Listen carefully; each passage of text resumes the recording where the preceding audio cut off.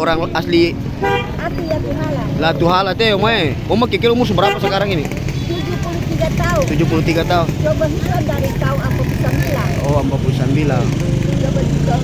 Oma apa jual di pasar Mardika nih? Saja dari dulu mau berjual di sini. Oh, jual di sini. Tidak pernah pindah tempat. Oh. Terus Oma di rumah deng, siapa tinggal? Juga dengan 71. Itu Oma beli, Oma jual par hidup sehari-hari. Sehari-hari. Oma puana ada berapa gitu? Ada 3. Kalau puang kalau di Solo, satu di Jakarta sana, lalu satu di Mencari. Oh, Dan laut. laut. Terus Oma masih pertahankan pakai baju cele dan kain kebaya ini, kenapa sampai begitu?